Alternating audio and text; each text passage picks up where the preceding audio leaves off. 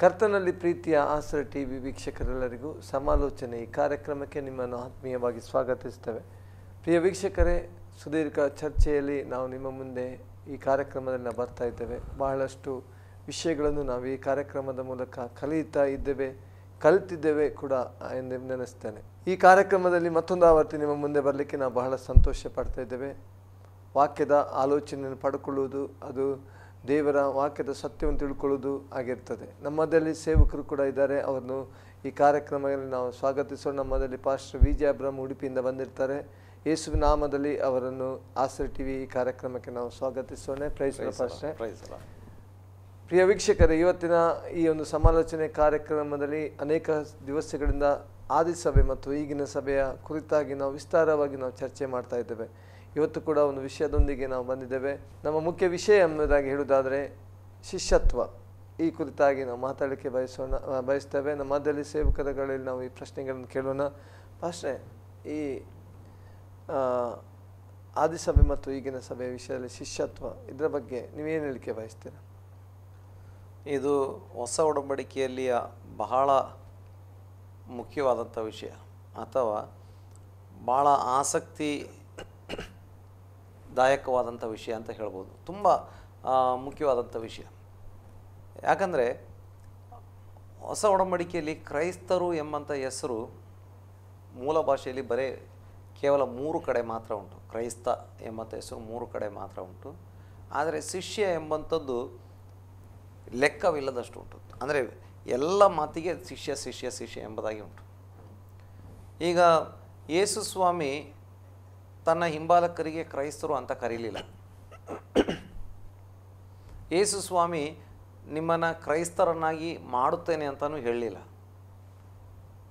ಯೇಸು ಸ್ವಾಮಿ ನೀವು ಹೋಗಿ ಎಲ್ಲ ದೇಶಗಳ ಜನರನ್ನು ಕ್ರೈಸ್ತರನ್ನಾಗಿ ಮಾಡ್ರಿ ಅಂತಲೂ ಹೇಳಲಿಲ್ಲ. ಯೇಸು ಸ್ವಾಮಿ ಶಿಷ್ಯರನ್ನು ಆರಿಸಿಕೊಂಡನು ಅಂತ ದೇವರ ವಾಕ್ಯ ಹೇಳ್ತದೆ. ಮತ್ತು ಶಿಷ್ಯರಿಗೆ ಯೇಸು ಸ್ವಾಮಿ ಹೇಳಿದರು, ನೀವು ಹೋಗಿ ಎಲ್ಲ ದೇಶಗಳ ಜನರನ್ನು ನನ್ನ ಶಿಷ್ಯರನ್ನಾಗಿ ಮಾಡಿರಿ. ನಿಮ್ಮ ಶಿಷ್ಯರು ಅಂತಲ್ಲ, ನನ್ನ ಶಿಷ್ಯರನ್ನಾಗಿ ಮಾಡಿರಿ. ಜನ ಅವರನ್ನು ನಿಮ್ಮ ಶಿಷ್ಯರು ಅಂತ ಹೇಳ್ಬೋದು, ಆದರೂ ಕೂಡ ನನ್ನ ಶಿಷ್ಯರನ್ನಾಗಿ ಮಾಡಿರಿ ಅಂತ. ಹೀಗೆ ನಾವು ದೇವರ ವಾಕ್ಯದಲ್ಲಿ ನೋಡುವಾಗ 12 ಜನ ಶಿಷ್ಯರನ್ನು ಯೇಸು ಸ್ವಾಮಿ ಆರಿಸಿಕೊಂಡನು ಎಂಬುದಾಗಿ ದೇವರ ವಾಕ್ಯದಲ್ಲಿ ನೋಡ್ತೇವೆ. ಇನ್ನು ಶಿಷ್ಯರ ತಂಡ ಯೇಸು ಸ್ವಾಮಿಗೆ ಸ್ವಲ್ಪ ದೊಡ್ಡದು ಕೂಡ ಇತ್ತು. ಯಾಕಂತೇಳಿದರೆ 70, 120, 500 ಈ ರೀತಿಯಾಗಿ ಶಿಷ್ಯರ ತಂಡ ಇತ್ತು ಎಂಬುದಾಗಿ ದೇವರ ವಾಕ್ಯದಲ್ಲಿ ನಾವು ನೋಡ್ತಾ ಇದ್ದೇವೆ. ಅಂದರೆ ಯೇಸು ಸ್ವಾಮಿ ಹೇಳಿದ್ದಾರೆ, ಗುರುವಿನಂತೆ ಆಗುವುದು ಶಿಷ್ಯನಿಗೆ ಒಳ್ಳೆಯದು ಎಂಬುದಾಗಿ. ಯಾರೂ ಕೂಡ ಗುರುವಿಗಿಂತ ಮೇಲಾಗಿ ಹೋಗಲಿಕ್ಕೆ ಸಾಧ್ಯ ಇಲ್ಲ. ಗುರುವಿನಂತೆ ಆಗಬೇಕು ಅಥವಾ ತನ್ನಂತೆ ಆಗಬೇಕು ಅಂತ ಯೇಸು ಸ್ವಾಮಿ ಶಿಷ್ಯರ ಬಗ್ಗೆ ಬಯಸಿದ್ದರು ಎಂಬುದಾಗಿ ನಾವು ನೋಡ್ತಾ ಇದ್ದೇವೆ. ನೋಡಿ, ನಮಗೆ ಯೋಹಾನನ ಬರೆದ ಸುವಾರ್ತೆಗೆ ಬರುವಾಗ ಯೇಸು ಸ್ವಾಮಿ ಯಾವ ರೀತಿ ಶಿಷ್ಯ ಆಗ್ತಾನೆ ಎಂಬಂಥ ವಿಷಯನ ಹೇಳಿರುವಂಥದ್ದನ್ನು ನೋಡ್ತಾ ಇದ್ದೇವೆ. ಯೋಹಾನನ ಬರೆದ ಸುವಾರ್ತೆ 8ನೇ ಅಧ್ಯಾಯ ಅದರ 30 ಮತ್ತು 31ನೇ ವಾಕ್ಯಗಳನ್ನು ಓದುವಾಗ, ಆತನು ಈ ಮಾತುಗಳನ್ನಾಡುವಾಗ ಅನೇಕರು ಆತನಲ್ಲಿ ನಂಬಿಕೆ ಇಟ್ಟರು. ಆಗ ಯೇಸು ತನ್ನನ್ನು ನಂಬಿದ ಯೆಹೂದ್ಯರಿಗೆ, ನೀವು ನನ್ನ ವಾಕ್ಯದಲ್ಲಿ ನೆಲೆಗೊಂಡವರಾದರೆ ನಿಜವಾಗಿ ನನ್ನ ಶಿಷ್ಯರಾಗಿದ್ದು ಸತ್ಯವನ್ನು ತಿಳಿದುಕೊಳ್ಳುವಿರಿ ಮತ್ತು ಸತ್ಯವು ನಿಮ್ಮನ್ನು ಬಿಡುಗಡೆ ಮಾಡುವುದೆಂದು. ಇಲ್ಲಿ 1-2 ಮಾತನ್ನು ಮಾತ್ರ ನಾನು ಹೈಲೈಟ್ ಮಾಡಿ ಹೇಳಲಿಕ್ಕೆ ಇಷ್ಟಪಡ್ತಾ ಇದ್ದೇನೆ. ಅನೇಕರು, ಈ ಮಾತುಗಳನ್ನು ಆಡುವಾಗ ಅನೇಕರು ನಂಬಿಕೆ ಇಟ್ಟರು ಮತ್ತು ಅವರಿಗೆ, ನಂಬಿಕೆ ಇಟ್ಟಂಥವರಿಗೆ ಸ್ವಾಮಿ ಹೇಳ್ತಾ ಇದ್ದಾರೆ, ನೀವು ನನ್ನ ವಾಕ್ಯದಲ್ಲಿ ನೆಲೆಗೊಂಡವರಾದರೆ ನನ್ನ ಶಿಷ್ಯರಾಗುವಿರಿ ಅಂತ. ಈಗ ಮಾತುಗಳನ್ನು ಅಥವಾ ವಾಕ್ಯಗಳನ್ನು ಕೇಳಿದಾಗ ಆತನಲ್ಲಿ ನಂಬಿಕೆ ಇಟ್ಟರು. ಈಗ ಕೇಳಿದ ಮಾತ್ರಕ್ಕೆ ಅವರು ನಂಬಿಕೆ ಇಟ್ಟಿದ್ದಾರೆ. ಇನ್ನು ಕೇಳಿ ಅಷ್ಟಕ್ಕೆ ಬಿಟ್ಟು ಬಿಡದೆ ಆ ವಾಕ್ಯದಲ್ಲಿ ನೆಲೆಗೊಂಡ್ರೆ ನೀವೇನಾಗ್ತೀರಿ? ಶಿಷ್ಯರಾಗ್ತೀರಿ ಅಂತ. ನೋಡಿ, ಹಾಗೆ ಯೇಸು ಸ್ವಾಮಿ ಮೊದಲು 12 ಜನ ಶಿಷ್ಯರನ್ನು ಆರಿಸಿಕೊಂಡ್ರು. ನಮಗೆ ಅದನ್ನೆಲ್ಲ ಬೇರೆ ಬೇರೆ ಭಾಗಗಳಲ್ಲಿ ನೋಡಲಿಕ್ಕೆ ಸಾಧ್ಯವಾಗ್ತದೆ. ನಮಗೆ ಸಮಯದ ಅಭಾವ ಇರೋದರಿಂದ ಎಲ್ಲ ಭಾಗಗಳನ್ನು, ವಾಕ್ಯಗಳನ್ನು ಓದಲಿಕ್ಕೆ ನಮಗೆ ಸಮಯ ಸಾಲಲ್ಲ. ಈಗ 12 ಜನ ಶಿಷ್ಯರನ್ನು ಯೇಸು ಸ್ವಾಮಿ ಆರಿಸಿಕೊಂಡ್ರು. ಉಳಿದಂಥ ತಂಡಗಳು ಕೂಡ ಯೇಸು ಸ್ವಾಮಿಗೆ ಇದ್ದವು ಎಂಬುದಾಗಿ ನಾವು ನೋಡ್ತಾ ಇದ್ದೇವೆ. ಅವರಿಗೆ ಇರುವಂಥ ಮುಖ್ಯ ವಿಷಯ, 1, ಯೇಸು ಸ್ವಾಮಿಯಲ್ಲಿ ನಂಬಿಕೆ ಇಡಬೇಕು. 2, ಯೇಸು ಸ್ವಾಮಿಯ ವಾಕ್ಯದಲ್ಲಿ ನೆಲೆಗೊಂಡಿರಬೇಕು. ಇನ್ನು ನಮಗೆ ಮಾರ್ಕನ ಸುವಾರ್ತೆಯಲ್ಲಿ ಕೂಡ ನಾವು ನೋಡಿದ್ದೇವೆ, ಅಥವಾ ನಾವು ಬೇರೆ ವಿಷಯಗಳನ್ನು ಮಾತನಾಡುವಾಗ ನಾವು ಮಾರ್ಕನ ಸುವಾರ್ತೆಯಲ್ಲಿ ಬೇರೆ ಎಪಿಸೋಡ್ಗಳಲ್ಲಿ ನೋಡಿದ್ದೇವೆ ಹೇಗೆ ಎಂಬುದಾಗಿ. ಈಗ ಅದೇ ವಾಕ್ಯವನ್ನು ಓದೋದಾದರೆ ಮಾರ್ಕನು ಬರೆದ ಸುವಾರ್ತೆ 3ನೇ ಅಧ್ಯಾಯಕ್ಕೆ ಬರುವಾಗ 15ನೇ ವಾಕ್ಯಕ್ಕೆ ಬರುವಾಗ ಅಲ್ಲಿ ನಾವು ನೋಡ್ತಾ ಇದ್ದೇವೆ, 14ರಿಂದ ಆತನು 12 ಮಂದಿಯನ್ನು ಆರಿಸಿ ಅವರು ತನ್ನ ಸಂಗಡ ಇರಬೇಕೆಂತಲೂ ದೆವ್ವಗಳನ್ನು ಬಿಡಿಸುವ ಅಧಿಕಾರವುಳ್ಳವರಾಗಿ ಸುವಾರ್ತೆಯನ್ನು ಸಾರುವುದಕ್ಕೆ ತಾನು ಅವರನ್ನು ಕಳುಹಿಸುವನೆಂತಲೂ ಆ 12 ಮಂದಿಯನ್ನು ಆರಿಸಿ ನೇಮಿಸಿದನು. ಅಥವಾ ಈ 12 ಜನರನ್ನು ಶಿಷ್ಯರಾಗಿ ಯೇಸು ಸ್ವಾಮಿ ಆರಿಸಿ ನೇಮಿಸಿಕೊಳ್ತಾ ಇದ್ದಾರೆ. ವಿವಿಧ ರೀತಿಯಲ್ಲಿ ಬೇರೆ ಬೇರೆ ಸಂದರ್ಭಗಳಲ್ಲಿ, ಅಂದರೆ ಪೇತ್ರ ಆಂದ್ರೆಯರನ್ನು, ಯಾಕೋಬ ಯೋಹಾನರನ್ನು, ಮತ್ತಾಯನನ್ನು, ಇನ್ನು ಬೇರೆ ಬೇರೆ ವ್ಯಕ್ತಿಗಳನ್ನು ಆರಿಸಿಕೊಂಡಂಥ ಕೆಲವೊಂದು ಸಂದರ್ಭಗಳನ್ನು ದೇವರ ವಾಕ್ಯದಲ್ಲಿ ಬೇರೆ ಬೇರೆ ಕಡೆ ಬರೆದಿದ್ದುಂಟು.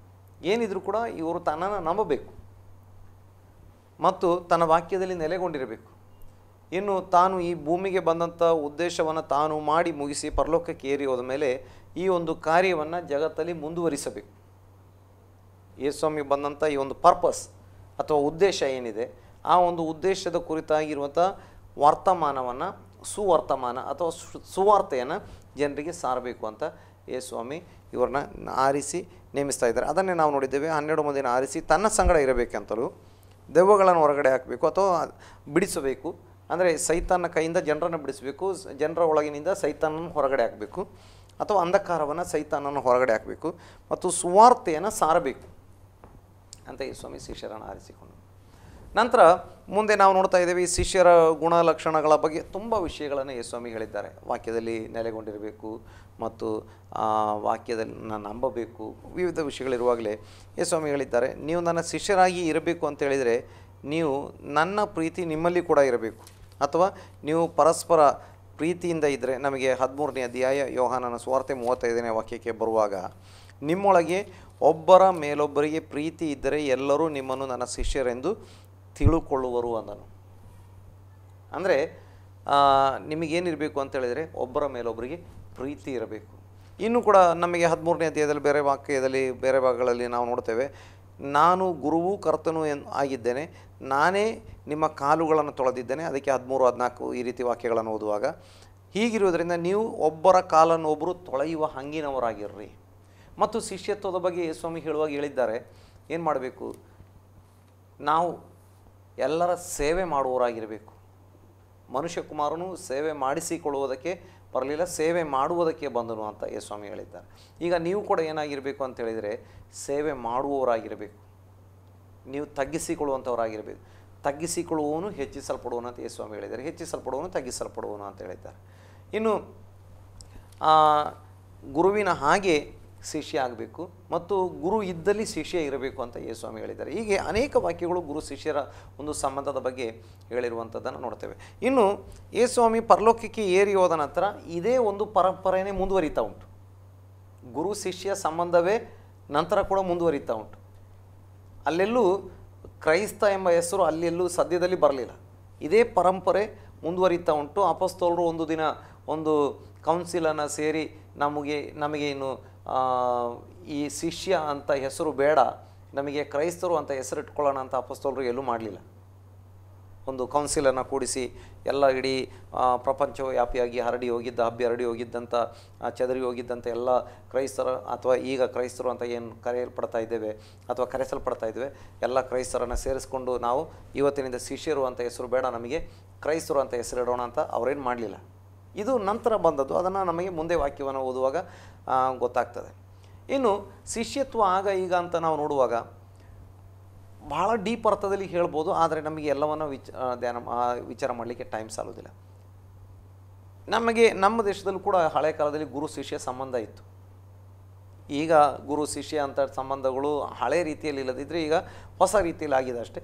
ಆದರೆ ಹಳೆ ರೀತಿಯಲ್ಲಿ ಅಂತ ಹೇಳುವಾಗ ಗುರುವಿನ ಹತ್ರ ವಿದ್ಯಾಭ್ಯಾಸ ಮಾಡಲಿಕ್ಕೆ ಹೋಗಬೇಕು ಅಂತ ಹೇಳಿದರೆ ಕೆಲವೊಮ್ಮೆ 5 ವರ್ಷ 10 ವರ್ಷ ಪ್ರಾಯದ ಹುಡುಗನಾಗಿದ್ದಾಗ ಆ ಹುಡುಗನನ್ನು ತಂದು ಒಬ್ಬ ಗುರುವಿನ ಹತ್ರ ಬಿಡ್ತಾಯಿದ್ರು. ಆ ಹುಡುಗ ಗುರುವಿನ ಹತ್ರ ಕೆಲವೊಮ್ಮೆ 5 ವರ್ಷ 10 ವರ್ಷ 15 ವರ್ಷಗಳ ಕಾಲ ಇದ್ದು ಗುರುವಿಗೆ ಅಡಿಗೆ ಮಾಡಿ ಕೊಡ್ತಾ, ಗುರುವಿನ ಬಟ್ಟೆ ತೊಳೆಯುತ್ತಾ, ಗುರುವಿಗೆ ಎಲ್ಲ ರೀತಿಯಲ್ಲಿ ಗುರುವಿನ ಸೇವೆ ಮಾಡ್ತಾ, ಗುರು ಫ್ರೀ ಇದ್ದಂಥ ಸಮಯದಲ್ಲಿ, ಗುರು ಸೌಖ್ಯವಾಗಿ ಆರೋಗ್ಯವಾಗಿ ಇರುವಂಥ ಸಮಯದಲ್ಲಿ ಗುರುವಿಗೆ ಇದ್ದಂಥ ಆ ಒಂದು ಜ್ಞಾನವನ್ನು ತಿಳುವಳಿಕೆಯನ್ನು ಇವನು ಏನು ಮಾಡ್ತಿದ್ದ, ಪಡೆದುಕೊಳ್ತಾ ಇದ್ದ. ಅಂದರೆ ಅದು ಬಹಳ ದೊಡ್ಡ ಒಂದು ಸಂಬಂಧವಾಗಿ ಪರಿಗಣಿಸಲಾಗ್ತಾ ಇತ್ತು. ಗುರು ತನಗೆ ಮೆಚ್ಚಿನ ಶಿಷ್ಯನಿಗೆ ಏನು ಮಾಡ್ತಾ ಇದ್ದ ಅಂತ ಹೇಳಿದರೆ ಅವನು ತನಗಿದ್ದಂಥ ಎಲ್ಲ ಜ್ಞಾನವನ್ನು ದಾರಿ ಎರೆದು ಕೊಡ್ತಾ ಇದ್ದ. ಆದರೆ ಇದಕ್ಕಿಂತಲೂ ಡೀಪ್ ವಿಷಯಕ್ಕೆ ನಾವು ಯೇಸು ಕ್ರಿಸ್ತನ ಮತ್ತು ಯೇಸು ಕ್ರಿಸ್ತನ ಶಿಷ್ಯರ ವಿಷಯಕ್ಕೆ ಬರ್ತೇವೆ. ಅಲ್ಲಿ ಗುರು ಇದ್ದಂಥದ್ದನ್ನೆಲ್ಲ ಕೊಡುವುದರ ಜೊತೆಯಲ್ಲಿ ತನ್ನನ್ನೇ ತಾನು ಕೊಟ್ಟುಬಿಟ್ಟ. ಈಗ ಅಲ್ಲಿ ಗುರು ತನಗಿದ್ದ ಜ್ಞಾನದ ಮಾತುಗಳನ್ನು ಶಿಷ್ಯರಿಗೆ ಕೊಟ್ಟಿದ್ದು ಮಾತ್ರವಲ್ಲ, ಆತ ಆತನೇ ಜ್ಞಾನವಾಗಿದ್ದಾನೆ, ಆತ ಸರ್ವಜ್ಞಾನಿಯಾಗಿದ್ದಾನೆ, ಆತ ಸರ್ವವ್ಯಾಪಿ ಸರ್ವಶಕ್ತನಾಗಿದ್ದಾನೆ. ಆತನಲ್ಲಿ ಇರುವಂಥ ಜ್ಞಾನಕ್ಕೆ ಲೆಕ್ಕವೂ ಇಲ್ಲ, ಅದನ್ನು ಊಹಿಸಲಿಕ್ಕೆ ಕೂಡ ಸಾಧ್ಯವಿಲ್ಲ. ಹಾಗಿರುವಾಗ ತನಗಿರುವಂಥ ಜ್ಞಾನದ ಮಾತುಗಳನ್ನು ಶಿಷ್ಯರ ಕೈಯಲ್ಲಿ ಕೊಟ್ಟು, ಅದಕ್ಕಿಂತಲೂ ಮಿಗಿಲಾಗಿ ತನ್ನ ಪ್ರಾಣವನ್ನೇ ತನ್ನ ಶಿಷ್ಯರಿಗಾಗಿ ಕೊಟ್ಟು, ಇನ್ನೊಂದು ರೀತಿಯಲ್ಲಿ ಹೇಳಬೇಕು ಅಂತೇಳಿ ಯೇಸುಸ್ವಾಮಿ ಹೇಳಿದರು, ಶಿಷ್ಯರಾಗಿರುವಂಥ ನಿಮ್ಮನ್ನು ನಾನು ಆರಿಸಿ ತೆಗೆದುಕೊಂಡಿದ್ದೆ, ನೀವು ನನ್ನನ್ನು ಆರಿಸಿ ತೆಗೆದುಕೊಂಡಿಲ್ಲ. ಈಗ ನಿಮ್ಮನ್ನು ನಾನು ನನ್ನ ದಾಸರು ಅಂತ ಹೇಳೋದಿಲ್ಲ. ಹಳೆ ಕಾಲದಲ್ಲಿ ನಮ್ಮ ದೇಶದಲ್ಲಿ ಶಿಷ್ಯರನ್ನು ಹೆಚ್ಚು ಕಡಿಮೆ ದಾಸರ ಥರ ಕಾಣ್ತಾ ಇದ್ರು. ಯಾವಾಗಲೂ ಗುರುವನ್ನು ಮೆಚ್ಚಿಸ್ತಾ ಇರಬೇಕು, ಗುರುವಿಗೆ ಯಾವ ರೀತಿಯಲ್ಲಿ ಹೆಚ್ಚು ಕಡಿಮೆ ಯಾವ ಒಂದು ತೊಂದರೆ ಕೂಡ ಆಗಬಾರ್ದು. ಏನಾದರೂ ಆದರೆ ಗುರುವಿಗೆ ಮನಸ್ಸಿಗೆ ನೋವಾದರೆ ಅವನು ಶಾಪ ಹಾಕಿಬಿಡ್ತಿದ್ದ. ಗುರುವಿನ ಶಾಪ ಭಾಳ ದೊಡ್ಡ ಶಾಪ ಎಂಬುದಾಗಿ ಅದು ನಿಜವೇ. ಆದರೂ ಕೂಡ ನಮ್ಮ ಗುರುವಾಗಿರುವಂಥ ಕರ್ತನು ತನ್ನ ವಿರುದ್ಧವಾಗಿ ಮಾಡಿದಂಥ ಎಲ್ಲ ತಪ್ಪುಗಳನ್ನು ಆತ ಕ್ಷಮಿಸುವ ಗುರುವಾಗಿದ್ದ. ಆದರೆ ಆತನ ಮುಂದೆ ಒಪ್ಪಿಕೊಳ್ಳುವಂಥ ಪ್ರತಿಯೊಬ್ಬೊಬ್ಬರಿಗೆ ಆತ ಕ್ಷಮಿಸುವನಾಗಿದ್ದ. ಈಗ ಆತ ಏನು ಮಾಡ್ತಾ ಇದ್ದಾನೆ ಅಂತೇಳಿದರೆ, ತನ್ನ ಪ್ರಾಣವನ್ನೇ ಕೊಡ್ತಾ ಇದ್ದಾನೆ, ತನ್ನ ಜೀವವನ್ನೇ ಕೊಟ್ಟು ತನಗಿರುವಂಥದ್ದನ್ನು ಮಾತ್ರವಲ್ಲ ತನ್ನನ್ನೇ ತಾನು ಕೊಟ್ಟು ಇವರನ್ನು ದಾಸರು ಎಂದು ಕರೆಯದೆ ಯೇಸುಸ್ವಾಮಿ ಹೇಳ್ತಾರೆ, ನಿಮ್ಮನ್ನು ಇನ್ನು ಮುಂದೆ ಸ್ನೇಹಿತರು ಎಂದು ಕರೀತಾ ಇದ್ದೇನೆ ಎಂಬುದಾಗಿ. ಆ ರೀತಿ ಡೀಪ್ ಆದಂಥ ಒಂದು ರಿಲೇಷನ್ಗೆ ಗುರು ಶಿಷ್ಯ ಸಂಬಂಧವನ್ನು ಹೊಸ ಒಡಂಬಡಿಕೆಯಲ್ಲಿ ನಾವು ನೋಡ್ತಾ ಇದ್ದೇವೆ. ನಮ್ಮನ್ನು ಅಥವಾ ಯೇಸುಸ್ವಾಮಿಯನ್ನು ಹಿಂಬಾಲಿಸುವಂಥ ಪ್ರತಿಯೊಬ್ಬರನ್ನ ಶಿಷ್ಯರು ಅಂತ ಕರೆಯಲಾಗ್ತಾ ಇದೆ. ಮತ್ತು ಯೇಸುಸ್ವಾಮಿ ಹೇಳ್ತಾ ಇದ್ದಾರೆ, ನಿಮ್ಮನ್ನು ಇನ್ನು ಶಿಷ್ಯರಾಗಿದ್ದೀರಿ, ನಿಮ್ಮನ್ನು ದಾಸರು ಅಂತ ಕರೆಯಲ್ಲ, ನಾನು ನಿಮ್ಮನ್ನು ಸ್ನೇಹಿತರು ಅಂತ ಕರೀತೇನೆ. ಇನ್ನೊಂದು ಕಡೆ ನಾವು ನೋಡ್ತಾ ಇದ್ದೇವೆ, ನಮ್ಮನ್ನು ಮಕ್ಕಳಾಗಿ ಮಾಡಿದ್ದಾನೆ. ಈಗ ನಾವು ಅದನ್ನೆಲ್ಲ ಸೇರಿಸಿಕೊಂಡು ಬರುವಾಗ ನಾವು ಶಿಷ್ಯರಾಗಿದ್ದೇವೆ, ಆದರೆ ದಾಸರಲ್ಲ. ಆದರೆ ಶಿಷ್ಯರಾಗಿರುವಂಥ ನಮಗೆ ಮಕ್ಕಳು ಎಂಬುದಾಗಿಯೂ ಸ್ನೇಹಿತರು ಎಂಬುದಾಗಿಯೂ ಕೂಡ ಕರೆಯಲಾಗಿದೆ ಎಂಬುದಾಗಿ. ಇನ್ನು ಯೇಸುಸ್ವಾಮಿ ಪರಲೋಕಕ್ಕೆ ಏರಿ ಹೋಗ್ತಾ ಇದ್ದಾರೆ. ಪರಲೋಕಕ್ಕೆ ಏರಿ ಹೋಗುವಾಗ ತನ್ನ ಶಿಷ್ಯರಿಗೆ ಹೇಳ್ತಾ ಇದ್ದಾರೆ, ನೀವು ಹೊರಟು ಹೋಗಿ ಎಲ್ಲ ದೇಶಗಳ ಜನರನ್ನು ನನ್ನ ಶಿಷ್ಯರನ್ನಾಗಿ ಮಾಡಿರಿ. ಅವರಿಗೆ ನೀವೇನು ಮಾಡಿರಿ, ತಂದೆಯ ಮಗನ ಪವಿತ್ರಾತ್ಮನ ಹೆಸರಲ್ಲಿ ದೀಕ್ಷಾಸ್ನಾನ ಮಾಡಿಸಿರಿ. ನಾನು ನಿಮಗೆ ಕಲಿಸಿದ್ದನ್ನೆಲ್ಲ ಅವರಿಗೆ ನಾನು ನಿಮಗೆ ಉಪದೇಶಿಸಿದ್ದನ್ನೆಲ್ಲ ಅವರಿಗೆ ಕಲಿಸಿರಿ ಎಂಬುದಾಗಿ. ಎಲ್ಲ ದೇಶಗಳ ಜನರನ್ನು ನೀವೇನು ಮಾಡಿರಿ, ನನ್ನ ಶಿಷ್ಯರನ್ನಾಗಿ ಮಾಡಿರಿ. ಯೇಸುಸ್ವಾಮಿ ಹೇಳ್ತಾರೆ, ನನ್ನ ಶಿಷ್ಯರನ್ನಾಗಿ ಮಾಡಿರಿ. ನಾವು ಸ್ವಾರ್ಥ ಹೇಳಿದಾಗ ಆ ವ್ಯಕ್ತಿ ಆಗುವಂಥದ್ದು ಯೇಸುವಿನ ಶಿಷ್ಯ, ನಮ್ಮ ಶಿಷ್ಯ ಅಲ್ಲ. ನಮ್ಮ ಶಿಷ್ಯ ಮಾಡ್ಕೊಳ್ಳುವಂಥದ್ದು ನಮ್ಮ ಕೆಲಸ ಅಲ್ಲ. ಆದರೆ ಲೋಕದ ಜನ ಹೇಳ್ಬೋದು, ಅವನಿಗೆ ಇವನು ಅಂಥವನ ಶಿಷ್ಯ, ಅವನು ಇವನ ಗುರು ಅಂತೆಲ್ಲ ಹೇಳ್ಬೋದು. ಆದರೆ ಅದು ಲೋಕಕ್ಕೆ ಬಿಟ್ಟ ವಿಷಯ, ಅದು ಅವ್ರನ್ನ ನಮಗೆ ನಿಯಂತ್ರಣ ಮಾಡಲಿಕ್ಕೆ ಆಗೋದಿಲ್ಲ. ಆದರೆ ದೇವರ ವಾಕ್ಯದಲ್ಲಿ ನೋಡ್ತೇವೆ, ನಾವು ಒಬ್ಬನಿಗೆ ಸುವಾರ್ತೆಯನ್ನು ಹೇಳಿ ಅವನು ಸ್ವಾಮಿಯಲ್ಲಿ ಭರವಸೆ ನಂಬಿಕೆ ಇಟ್ಟು ರಕ್ಷಣೆ ಹೊಂದಿದರೆ ಅವನು ಯೇಸುವಿನ ಶಿಷ್ಯನಾಗಿದ್ದಾನೆ. ಈಗ ಅವರು ಹೊರಟೋಗಿ ಎಲ್ಲ ಕಡೆ ಸುವಾರ್ತೆಯನ್ನು ಹೇಳ್ತಾರೆ. ಪ್ರಾರಂಭದಲ್ಲಿ ಪಂಚಶತಮ ದಿನದಲ್ಲಿ ಪವಿತ್ರಾತ್ಮ ಇಳಿದು ಬಂದಂಥ ಶಿಷ್ಯರು 12 ಜನ ಶಿಷ್ಯರು ಪವಿತ್ರಾತ್ಮನಿಂದ ತುಂಬಿಸಲ್ಪಟ್ಟಂಥ ಆ ಮೊದಲ ದಿನದ ಸಂದೇಶದಲ್ಲಿ 3,000 ಜನರು ರಕ್ಷಣೆಯ ಅನುಭವಕ್ಕೆ ಬರ್ತಾರೆ ಅಥವಾ ಯೇಸುವಿನ ಶಿಷ್ಯರಾಗಿ ಮಾರ್ಪಡ್ತಾರೆ. ನಂತರ ದೇವರ ವಾಕ್ಯ ಹೇಳ್ತದೆ, ಶಿಷ್ಯರ ಮಂಡಳಿ ಬೆಳೆದು 5,000 ಆಯಿತು ಅಂತ. ಹೀಗೆ ಮತ್ತೆ ಪ್ರತಿದಿನ ಶಿಷ್ಯರ ಸಂಖ್ಯೆ ಏನಾಗ್ತಾ ಬಂತು, ಹೆಚ್ಚುತ್ತಾ ಬಂತು ಅಂತ. ಹೀಗೆ ಅನೇಕ ವಾಕ್ಯಗಳನ್ನು ನಾವು ನೋಡ್ತಾ ಇದ್ದೇವೆ. ಹಾಗೆ ಶಿಷ್ಯರ ಸಂಖ್ಯೆ ದಿನದಿಂದ ದಿನಕ್ಕೆ ಬೆಳೀತಾ ಬೆಳೀತಾ ಬೆಳೀತಾ ಬೆಳೀತಾ ಬಂತು. ಬಂದವರೆಲ್ಲರೂ ಯೇಸುವಿನ ಶಿಷ್ಯರಾಗ್ತಾ ಹೋದರು. ಹೀಗೆ ಬಂದು ಅನೇಕ ವರ್ಷಗಳು ದಾಟಿದ ನಂತರ ನಮಗೆ ಅಪೊಸ್ತಲರ ಕೃತ್ಯದಲ್ಲಿ ಬರುವಾಗ 11ನೇ ಅಧ್ಯಾಯದಲ್ಲಿ ಬರುವಾಗ ಅಲ್ಲಿ ಶಿಷ್ಯರಿಗೆ 26ನೇ ವಾಕ್ಯ, 11ನೇ ಅಧ್ಯಾಯ ಅದರ 26ನೇ ವಾಕ್ಯ. ಸೌಲನನ್ನು ಹುಡುಕುವುದಕ್ಕಾಗಿ ತಾರ್ಸಕ್ಕೆ ಹೋಗಿ ಅವನನ್ನು ಕಂಡು ಅಂತಿಯೋಕ್ಯಕ್ಕೆ ಕರೆದುಕೊಂಡು ಬಂದನು. ಆಮೇಲೆ ಅವರು ಪೂರಾ ಬಂದು 1 ವರ್ಷ ಸಭೆಯವರ ಸಂಗಡ ಕೂಡಿದ್ದು ಬಹು ಜನರಿಗೆ ಉಪದೇಶ ಮಾಡಿದರು. ಅಂತ್ಯೋಕ್ಯದಲ್ಲಿಯೇ ಶಿಷ್ಯರಿಗೆ ಕ್ರೈಸ್ತರೆಂಬ ಹೆಸರು ಮೊದಲು ಬಂತು. ಅಂತ್ಯೋಕ್ಯದಲ್ಲಿಯೇ ಶಿಷ್ಯರಿಗೆ ಕ್ರೈಸ್ತರೆಂಬ ಹೆಸರು ಮೊದಲು ಬಂತು. ನೋಡಿ, ಅಂತ್ಯೋಕ್ಯ ಎಂಬಂಥ ಸಿಟಿ ಇವತ್ತು ಕೂಡ ಇರುವಂಥದ್ದೇ ಸ್ಥಳ. ಅಂತ್ಯೋಕ್ಯ ಇವತ್ತು ಕೂಡ ಇದೆ, ಅಲ್ಲಿ ಬಹಳ ಜನನೂ ಇದ್ದಾರೆ, ಒಂದು ದೊಡ್ಡ ಸಿಟಿ ಕೂಡ ಆಗಿದೆ. ಅಲ್ಲಿ ಅಂದರೆ ಯೇಸು ಸ್ವಾಮಿ ಪರಲೋಕಕ್ಕೆ ಏರಿ ಹೋದ ನಂತರ ಸುಮಾರು 20-25 ವರ್ಷಗಳ ನಂತರ, ಸುಮಾರು ಒಂದು 20 ವರ್ಷಗಳ ಸಮಯದ ನಂತರ ಅಂತ್ಯೋಕ್ಯದಲ್ಲಿ ಕ್ರೈಸ್ತರು ಎಂಬ ಹೆಸರು ಶಿಷ್ಯರಿಗೆ ಮೊದಲು ಬರ್ತಾ ಉಂಟು. ಅದನ್ನು ನೋಡಿ, ಈ ಯೇಸುವಿನ ಸುವಾರ್ತೆ ಮೊದಲು ಪ್ರಾರಂಭವಾಗಿದ್ದು ಇಸ್ರಾಯೇಲ್ ದೇಶದಲ್ಲಿ. ಪಂಚಶತಮ ದಿನದಲ್ಲಿ ಸಭೆ ಸ್ಥಾಪನೆಯಾಗಿದ್ದು ಇಸ್ರಾಯೇಲ್ ದೇಶದ ಯೆರೂಸಲೇಮಿನಲ್ಲಿ. ಅದಾದ ನಂತರ ಒಂದು 2 ದಶಕಗಳ ನಂತರ, ಹೆಚ್ಚು ಕಡಿಮೆ, ನಮಗೆ ರೌಂಡ್ ಫಿಗರ್ ಅಂತಲ್ಲ, ಹೆಚ್ಚು ಕಡಿಮೆ ಒಂದು 2 ದಶಕಗಳ ನಂತರ ಅಂತ್ಯೋಕ್ಯ ಎಂಬಂಥ ಸಿಟಿಯಲ್ಲಿ, ಅಲ್ಲಿಂದ ಸುಮಾರು ಒಂದು 500 ಮೈಲುಗಳ ದೂರದಲ್ಲಿರುವಂಥ ಒಂದು ಸಿಟಿ ಯೆರೂಸಲೇಮಿನಿಂದ, ಆ ಒಂದು ಸಿಟಿಯಲ್ಲಿ ಶಿಷ್ಯರಿಗೆ ಕ್ರೈಸ್ತರೆಂಬ ಹೆಸರು ಬಂತು. ಅದನ್ನು ಯಾರು ಕೊಟ್ಟಿದ್ದು ಅಂತೇಳಿದರೆ, ಇತರ ಜನರು ಶಿಷ್ಯರಿಗೆ ಕೊಟ್ಟಂಥ ಹೆಸರು, ಕ್ರಿಸ್ತನನ್ನು ಹಿಂಬಾಲಿಸುವಂಥ ಇವರು ಕ್ರೈಸ್ತರು ಎಂಬುದಾಗಿ. ಕ್ರಿಸ್ತನನ್ನು ನಂಬಿರುವಂಥ ಇವರು ಏನಾಗಿದ್ದಾರೆ? ಕ್ರೈಸ್ತರು. ಅಂದರೆ ಅವರು ಯಹೂದ್ಯರಾಗಿದ್ದರೆ ಆ ಪ್ರದೇಶದಲ್ಲಿ, ಆ ಪ್ರದೇಶದ ಜನರು, ಮೂಲ ಜನರು ಯಹೂದ್ಯರಲ್ಲ. ಅಲ್ಲಿ ಯಹೂದ್ಯರು ಬಹಳ ಇದ್ದರು, ಅಂತ್ಯೋಕ್ಯದಲ್ಲಿ ಯಹೂದ್ಯರು ಬಹಳ ಇದ್ದರೂ ಕೂಡ ಅಲ್ಲಿನ ಜನ ಅನ್ಯ ಜನರು. ಹೀಗೆ ಅನ್ಯ ಜನರು ಮತ್ತು ಯಹೂದ್ಯರು ಎರಡೂ ಸೇರಿಕೊಂಡು ಇದ್ದಿರಬಹುದು. ಒಟ್ಟಿನಲ್ಲಿ ಯೇಸುವನ್ನು ನಂಬಿದಂಥ ಜನರಿಗೆ, ಶಿಷ್ಯರಿಗೆ ಕ್ರೈಸ್ತರು ಅಂತ ಅವರು ಕರೆಯುವುದಕ್ಕೆ ಪ್ರಾರಂಭ ಮಾಡಿದರು. ನಂತರ ಅದೇನಾಯಿತು ಅಂತೇಳಿದರೆ ಬಹಳ ಪ್ರಸಿದ್ಧವಾಯಿತು. ಇವರು ಕ್ರಿಸ್ತನನ್ನು ಹಿಂಬಾಲಿಸುವಂಥವ್ರು ಕ್ರೈಸ್ತರು. ಅಂದರೆ ಅವರ ಜೀವಿತವನ್ನು ನೋಡಿದ ಜನರು ಅವರನ್ನು, ಯಾಕಂತೇಳಿದರೆ ಅವರು ಎಲ್ಲ ವಿಷಯದಲ್ಲಿ ಕ್ರಿಸ್ತನನ್ನು ಹಿಂಬಾಲಿಸ್ತಾ ಇದ್ರು. ಕ್ರಿಸ್ತನ ಸ್ವಭಾವ ಅವರಲ್ಲಿ ಕಾಣಿಸ್ತಾ ಇತ್ತು, ಕ್ರಿಸ್ತನ ಪ್ರೀತಿ ಅವರಲ್ಲಿ ಕಾಣಿಸ್ತಾ ಇತ್ತು, ಕ್ರಿಸ್ತನ ಬೋಧನೆ ಅವರಲ್ಲಿ ಕಾಣಿಸ್ತಾ ಇತ್ತು. ಅವರಿಗಿದ್ದಂಥ ಒಂದೇ ಒಂದು ಮಾತು ಕ್ರಿಸ್ತ ಎಂಬತ್ತ ಮಾತು, ಅಥವಾ ಯೇಸು ಕ್ರಿಸ್ತ, ಕ್ರಿಸ್ತ ಯೇಸು, ಯೇಸು ಕ್ರಿಸ್ತ. ನಮ್ಮ ಜನನ ಜೀವನ, ಅದರಲ್ಲಿ ವಿಶೇಷವಾಗಿ ಮರಣ ಪುನರುತ್ಥಾನ, ಜನನ ಜೀವನದ ಬಗ್ಗೆ ಹೇಳೋದಕ್ಕಿಂತಲೂ ಮರಣ ಪುನರುತ್ಥಾನಗಳ ಬಗ್ಗೆ ಅವರು ಹೇಳ್ತಾಯಿದ್ರು. ಅವರು ಎಲ್ಲಿ ಹೋದರೂ ಕೂಡ ಇದನ್ನೇ ಹೇಳ್ತಾಯಿದ್ರು. ಅದಕ್ಕೋಸ್ಕರ ಇವರು ಕ್ರಿಸ್ತನವರು, ಕ್ರಿಸ್ತನ ಬಗ್ಗೆ, ಕ್ರಿಸ್ತನೇ ಇವರ ಮಾತು, ಕ್ರಿಸ್ತನೇ ಇವರ ವಿಚಾರ, ಕ್ರಿಸ್ತನೇ ಇವರ ಆಲೋಚನೆ, ಕ್ರಿಸ್ತನೇ ಇವರ ಉದ್ದೇಶ, ಕ್ರಿಸ್ತನೇ ಇವರ ಗುರಿ. ಅಲ್ಲಿಗೆ ತಲುಪಬೇಕು ಕ್ರಿಸ್ತನ ಬಳಿಗೆ. ಎಲ್ಲವೂ ಕ್ರಿಸ್ತನೇ, ಸರ್ವವೂ ಕ್ರಿಸ್ತಮಯವೇ ಆಗಿರೋದ್ರಿಂದ ಅವ್ರನ್ನೇನು ಕರೆದ್ರು ಅಂತೇಳಿದರೆ ಕ್ರೈಸ್ತರು ಅಂತ ಕರೆದ್ರು. ನಂತರ ಅದು ಇಡೀ ಜಗದ್ವ್ಯಾಪಿಯಾಗಿ ಕ್ರೈಸ್ತರು ಎಂಬ ಹೆಸರಿನಿಂದ ಗುರುತಿಸಲ್ಪಟ್ಟಿತು. ಆದರೂ ಕೂಡ ಶಿಷ್ಯ ಎಂಬಂಥ ಸ್ಥಾನವೇನೂ ಹೋಗಲಿಲ್ಲ. ನಮಗೆ ನಮ್ಮ ಬಗ್ಗೆ ಕೂಡ ನಾವು ತಿಳಿದುಕೊಳ್ಬೇಕು. ಅಂತ್ಯೋಕ್ಯದಲ್ಲಿ ಶಿಷ್ಯರಿಗೆ ಮೊದಲು ಕ್ರೈಸ್ತರೆಂಬ ಹೆಸರು ಬಂತು. ನನಗೆ ಕ್ರೈಸ್ತನೆಂಬ ಹೆಸರು ಯಾವಾಗ ಬಂತು ಅಂತ, ಅದು ಭಾಳ ಮುಖ್ಯ. ಅದು ಖಂಡಿತ. ಅಂತ್ಯೋಕ್ಯದಲ್ಲಿ ಅಲ್ಲಿ ನಂಬಿ ಶಿಷ್ಯನಾಗಿದ್ದಂಥ ವ್ಯಕ್ತಿಗೆ ಕ್ರೈಸ್ತನೆಂಬ ಹೆಸರು ಬಂತು. ಹಾಗಾದರೆ ನನಗೆ ಕ್ರೈಸ್ತ ಎಂಬಂಥ ಹೆಸರು ಯಾವಾಗ ಬಂತು? ನಾನು ಯಾವಾಗ ಶಿಷ್ಯನಾಗಿದ್ದೇನೋ ಆ ಸಮಯದಲ್ಲಿ ಮಾತ್ರ. ನೋಡಿ, ಒಬ್ಬ ಮಗು ಹುಟ್ಟಿದ ಕೂಡಲೇ ಅವನು ಶಿಷ್ಯನಾಗಿರಲ್ಲ. ಅವನನ್ನು ಯಾವತ್ತೂ ಒಂದು ಗುರುವಿನ ಬಳಿಗೆ ತಗೊಂಡೋಗಿ ವಿದ್ಯಾಭ್ಯಾಸಕ್ಕೋಸ್ಕರ ನೇಮಿಸಲಾಗ್ತದೆ, ಅಥವಾ ವಿದ್ಯಾಭ್ಯಾಸಕ್ಕಾಗಿ ಅಲ್ಲಿ ಒಪ್ಪಿಸಲಾಗ್ತದೆ. ಅಂದರೆ ಆ ಕಾಲದಲ್ಲಿ ಒಪ್ಪಿಸಿ ಕೊಡ್ತಾಯಿದ್ರು, ಯಾಕಂತೇಳಿದ್ರೆ ವರ್ಷಗಟ್ಟಲೆ ಇರಬೇಕು. ಈ ಕಾಲದಲ್ಲಿ ಕರ್ಕೊಂಡು ಬಂದುಬಿಡ್ತಾರೆ. ಈ ಕಾಲದಲ್ಲಿ ಕೂಡ ಕೆಲವೊಂದು ರೆಸಿಡೆನ್ಷಿಯಲ್ ಸ್ಕೂಲ್ಗಳಿದ್ದಾವೆ. 6 ತಿಂಗಳು 3 ತಿಂಗಳು ಅಲ್ಲೇ ಇರಬೇಕು. ರಜೆ ಬಂದಾಗ ಒಂದು ಸಲ ಮನೆಗೆ ಬಂದು ಮತ್ತೆ ರಜೆ ಮುಗಿದ ಕೂಡಲೇ ಮತ್ತೆ ತಿರುಗಿ ಆ ರೆಸಿಡೆನ್ಷಿಯಲ್ ಸ್ಕೂಲಿಗೆ ಹೋಗಬೇಕು. ಆದರೆ ಆ ಕಾಲದಲ್ಲಿ ಇದ್ದಂಥದ್ದೆಲ್ಲ ರೆಸಿಡೆನ್ಷಿಯಲ್ ಸ್ಕೂಲ್ಗಳು, ವಸತಿ ಶಾಲೆಗಳು. ಈಗ ವಸತಿ ಶಾಲೆ ಅಂತೇಳಿದರೆ ಆಗ ಗುರುಕುಲಗಳು ಅಂತ ಹೇಳ್ತಾಯಿದ್ರು ನಮ್ಮ ದೇಶದಲ್ಲಿ. ಅಂದರೆ ಅಲ್ಲಿ ಶಾಲೆ ಅಂತ ವಸತಿ ಶಾಲೆ ಅಂತೆಲ್ಲ ಹೇಳ್ತಿರಲಿಲ್ಲ.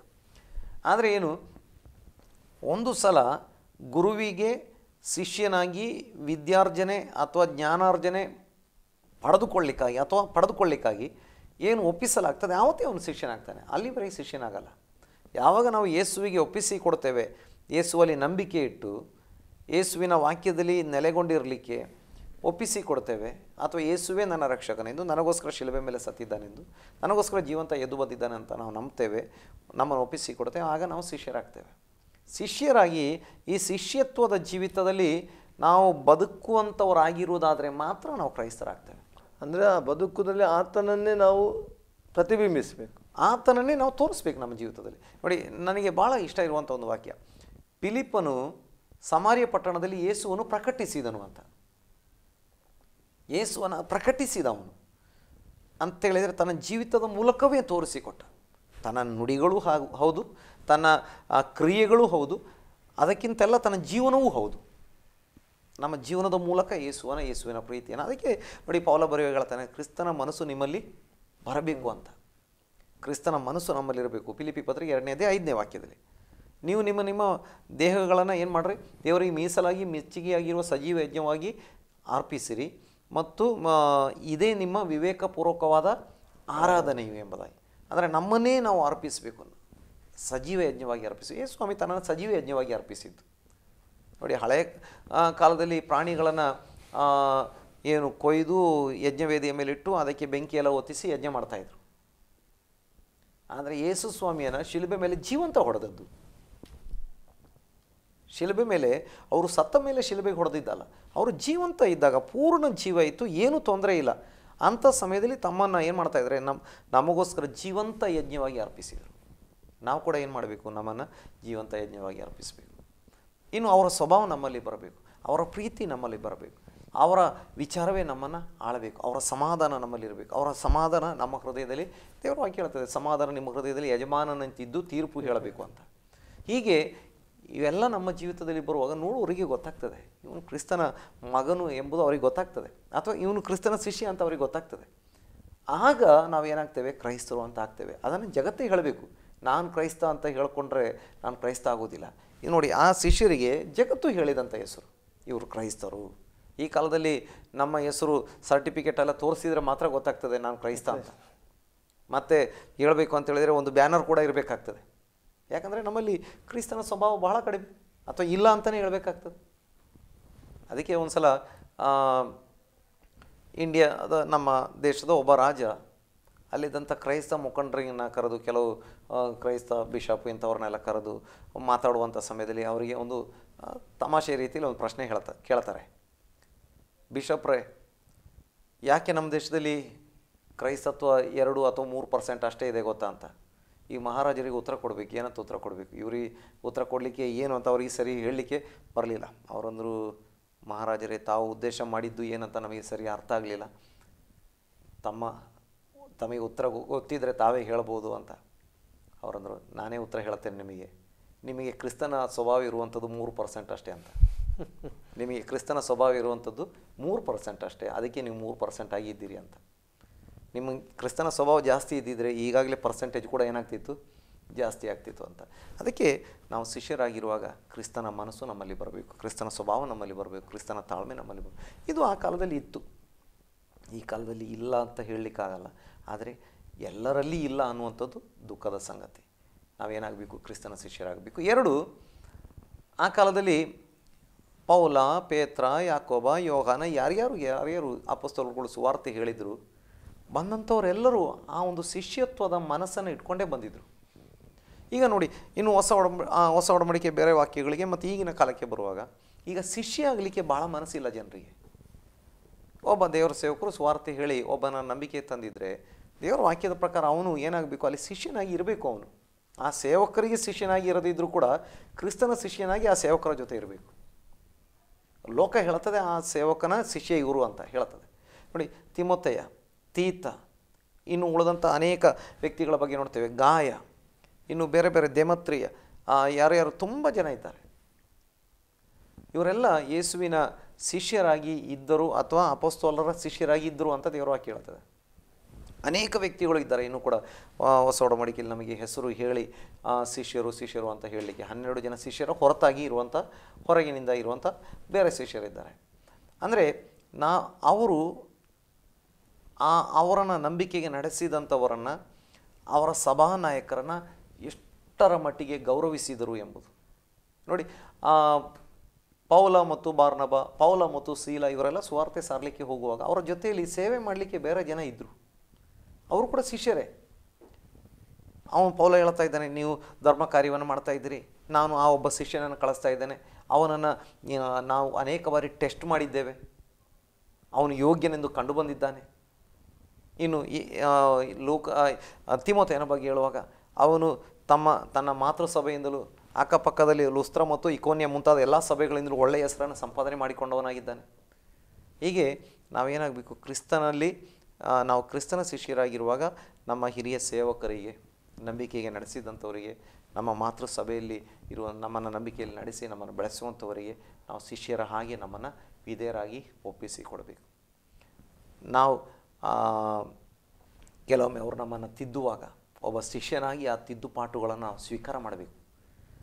ಯಾವತ್ತೂ ಕೂಡ ತಿದ್ದುಪಾಟಿಗೆ ಒಳಗಾಗಲ್ಲ ನಾನು ಅಂತ ಹೇಳಿದರೆ ಅವನು ಶಿಷ್ಯನಾಗಿರ್ಲಿಕ್ಕೂ ಆಗಲ್ಲ. ಗುರುವಿನ ಕೈಯಿಂದ ತಿದ್ದುಪಾಟುಗಳನ್ನು ಹೊಂದ್ಕೊಳ್ಬೇಕಾಗ್ತದೆ, ಖಂಡಿಸಲ್ಪಡಬೇಕಾಗ್ತದೆ. ನಾನು ಖಂಡನೆ ಹೊಂದ್ಕೊಳ್ಳಿಕ್ಕೆ ಎಂದಿಗೂ ಸಿದ್ಧ ಇಲ್ಲ ಅಂತ ಹೇಳಿದ್ರೆ ನೀನು ಶಿಷ್ಯನಾಗಿರಲಿಕ್ಕೆ ನೀನು ಅರ್ಹನಲ್ಲ ಅಂತಲೇ ಆಗ್ತದೆ. ತಪ್ಪು ಮಾಡಿದಾಗ ನಮ್ಮ ನಮ್ಮ ನಮ್ಮ ಗುರು ಯೇಸು ಸ್ವಾಮಿ, ಆದರೆ ನಮಗೆ ಆ ಒಂದು ಸ್ಥಾನದಲ್ಲಿ ಇಟ್ಟಂಥ ನಮ್ಮ ನಂಬಿಕೆ ನಡೆಸಿದಂಥ ನಮಗೆ ದೇವರ ವಾಕ್ಯವನ್ನು ಹೇಳಿಕೊಡುವಂಥ ಹಿರಿಯ ಸೇವಕರುಗಳು, ಸಭಾ ಹಿರಿಯರು ನಮ್ಮನ್ನು ಖಂಡಿಸಬೇಕಾಗ್ತದೆ. ಆ ಖಂಡನೆಗೆ ನಾವು ವಿಧೇಯರಾಗಬೇಕು, ತಿದ್ದುವಾಗ ನಾವು ಅದಕ್ಕೆ ವಿಧೇಯರಾಗಬೇಕು. ಇನ್ನು ದೇವರ ವಾಕ್ಯ ನೀತಿ ಶಿಕ್ಷೆಗಳಿದ್ದಾವೆ, ಅದಕ್ಕೆ ನಾವು ವಿಧೇಯರಾಗಬೇಕು. ಇದೆಲ್ಲ ಆ ಕಾಲದಲ್ಲಿ ಮಾಡಿದ್ರು, ಈ ಕಾಲದಲ್ಲಿ ಕೂಡ ಅನೇಕರು ಮಾಡ್ತಾ ಇದ್ದಾರೆ. ಆದರೆ ಎಲ್ಲರೂ ಮಾಡಬೇಕು. ಅನೇಕರು ಮಾಡಿದರೆ ಯಾರು ಮಾಡ್ತಾರೆ ಅವರಿಗೆ ಆಶೀರ್ವಾದ ಸಿಗ್ತದೆ, ಆದರೆ ಮತ್ತೊಬ್ಬರು ಮಾಡ್ತಾರೆ ಅಂತೇಳಿ ನಮಗೆ ಆಶೀರ್ವಾದ ಸಿಗಲ್ಲ. ನಾವು ಆ ರೀತಿ ಶಿಷ್ಯತ್ವಕ್ಕೆ ಒಳಗಾಗಬೇಕು. ಒಂದು ಗುರುವಾದವನು ಶಿಷ್ಯನಿಗೆ ಆ ರೀತಿಯಲ್ಲಿ ಬೋಧನೆ ಕೊಡಬೇಕು, ತಿದ್ದುಪಾಟಿ ಮಾಡಬೇಕು. ಅದೇ ರೀತಿಯಲ್ಲಿ ಶಿಷ್ಯನಾದವನು ಅದನ್ನು ಅಂಗೀಕಾರ ಮಾಡಬೇಕು. ಶಿಷ್ಯನಾದವನು ಆ ಒಂದು ಬೋಧನೆಗೆ, ತಿದ್ದುಪಾಟಿಗೆ, ಖಂಡನೆ ಏನು ಬರ್ತದೆ ದೇವರ ವಾಕ್ಯದ ಪ್ರಕಾರ, ಅದಕ್ಕೆ ಅವನು ವಿಧೇಯನಾಗಬೇಕು, ಅದನ್ನು ಸ್ವೀಕಾರ ಮಾಡಬೇಕು. ನೋಡಿ, ನಾನು ಶಾಲೆಗೆ ಹೋಗ್ತಾ ಇದ್ದೇನೆ, ಟೀಚರ್ ಕೊಟ್ಟಂಥ ಆ ಒಂದು ಕೆಲಸವನ್ನು ನಾನು ಮಾಡಬೇಕು. ನಾನು ತಪ್ಪು ಮಾಡಿದರೆ ಟೀಚರ್ ನನಗೆ ಬೈತಾರೆ. ಕೆಲವೊಮ್ಮೆ ನನ್ನ ಮೇಲೇನು ವ್ಯಕ್ತಿ ವೈರಾಗ್ಯ, ದ್ವೇಷ, ವೈಯಕ್ತಿಕ ದ್ವೇಷ, ನಮ್ಮ ಮಧ್ಯದಲ್ಲಿ ಏನೋ ಹಣ ವ್ಯವಹಾರ ಇಂಥದ್ದು ಏನಿರಲ್ಲ ಗುರು ಶಿಷ್ಯ ಮಧ್ಯದಲ್ಲಿ. ಶಾಲೆಗೆ ಹೋಗುವಾಗ ಹೈಸ್ಕೂಲ್ ಅಥವಾ ಪ್ರೈಮರಿ ಅಥವಾ ಕಾಲೇಜಲ್ಲಿ ಇರುವಂಥ ಸ್ಟೂಡೆಂಟಿಗೆ ಮತ್ತು ಅವರ ಟೀಚರ್ ಮಧ್ಯದಲ್ಲಿ ಎಂಥ ಹಣ ವ್ಯವಹಾರ, ಬಿಸ್ನೆಸ್ ಎಂಥದ್ದು ಇರಲ್ಲ. ಅವ್ರು ಬೈದರೆ ಯಾವುದಕ್ಕೋಸ್ಕರ ಬೈತಾರೆ ಅಂತ ಹೇಳಿದರೆ ಅವ್ರು ತಿದ್ದುವುದಕ್ಕೋಸ್ಕರ, ಸ್ಟಡಿ ಮಾಡೋದಕ್ಕೋಸ್ಕರ. ನಾವು ಒಳ್ಳೆಯ ಅಂಕಗಳನ್ನು ಗಳಿಸಿ, ನಾವು 100ಕ್ಕೆ 100 ಗಳಿಸಿ ಗೋಲ್ಡ್ ಮೆಡಲ್ ಪಡ್ಕೊಂಡ್ರೆ ಅವ್ರಿಗೇನು ನಮ್ಮಿಂದ ಬೆನಿಫಿಟ್ ಸಿಗಲ್ಲ. ಹಾಗೆ ಆ ಗುರು ಶಿಷ್ಯ ಸಂಬಂಧ ಅಂತ ಹೇಳುವಾಗ ಕ್ರಿಸ್ತನಿಗೋಸ್ಕರ ಈ ಶಿಷ್ಯನನ್ನು ರೂಪಿಸುವಂಥ ಕೆಲಸ ಮಾಡಲಾಗ್ತದೆ. ಆಗ ಗುರು ಕೂಡ ಯೇಸುಮೆಯ ಶಿಷ್ಯನೇ. ಆ ಗುರುವಾಗಿರುವಂಥವನಿಗೆ ಮತ್ತೊಬ್ಬರು ಗುರು ಇರ್ತಾರೆ, ಸುವಾರ್ತೆ ಹೇಳಿದಂಥವ್ರು. ಎಲ್ಲರ ಗುರು, ಪರಮ ಗುರು ಅಥವಾ ಮುಖ್ಯ ಗುರು, ಮುಖ್ಯೋಪಾಧ್ಯಾಯ ಇರುವಂಥ ಹೇಳುವಂಥ ರೀತಿಯಲ್ಲಿ ಇರುವಂಥವ್ರು ನಮ್ಮ ಯೇಸು ಸ್ವಾಮಿ. ಅದಕ್ಕೆ ಯೇಸುಸ್ವಾಮಿ ನಾನು ಗುರು ಹೌದು, ಕರ್ತನೂ ಹೌದು ಅಂತ ಯೇಸುಸ್ವಾಮಿ ಹೇಳಿದ್ದಾರೆ. ನೀವು ಲೋಕದಲ್ಲಿ ಯಾರಿಗೆ ಗುರು ಅನಿಸಿಕೊಳ್ಳಬೇಡ್ರಿ, ಗುರು ಅಂತ ಕರೀತಾರೆ, ಆದರೆ ನೀವೇನಾಗಿರ್ರಿ, ನನ್ನ ಶಿಷ್ಯರಾಗಿರ್ರಿ ಎಂಬುದಾಗಿ.